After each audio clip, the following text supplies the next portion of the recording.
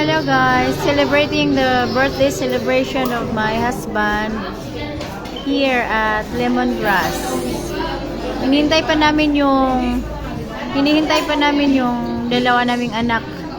Kasi nasa school ang isa na sa work.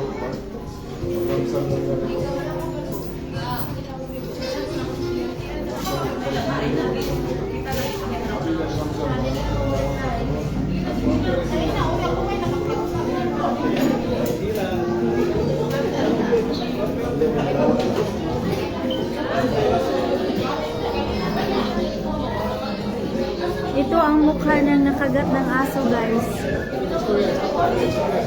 Niluluko ako ng kasama ko. Bibili na daw siya ng diaper para sa akin kasi nakagat daw ako ng aso, God forbid. So ito po ang mukha ng nakagat ng aso. Actually, kanina po umaga, pinainjikan po ako ng may-ari ng aso na nakakagat sa akin. God is good. Okay naman ang naramdaman natin. By God's grace. Saan na ba yung asawa ko?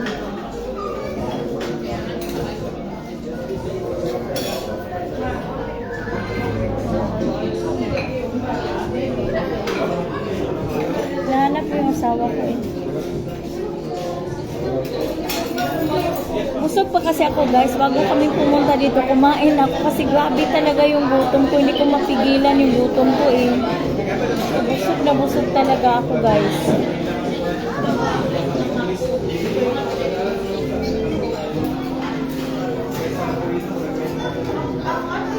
Kami lang muna mag-celebrate sa birthday ng asawa ko guys, grabe talaga ang busy, hindi mapaghandaan kung may celebration sa bahay. Tapos kung mang-invite naman tayo guys, ang laki ng gasto guys. Kasi tag 349 po ang per head dito.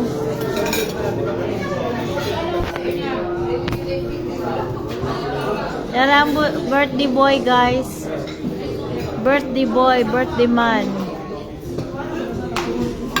Nagutom siya guys, wala pa siyang kain. Ako kasi guys, kumain muna ako. Nagkagmaputas din.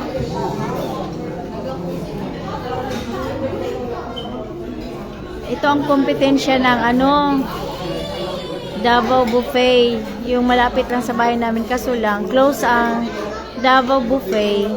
Or Fiesta Davao ba yan? Ibang pangalan dyan. Close sila pag Monday. Parang day off nila lahat. Kaya marami dito. Pag close doon, marami dito.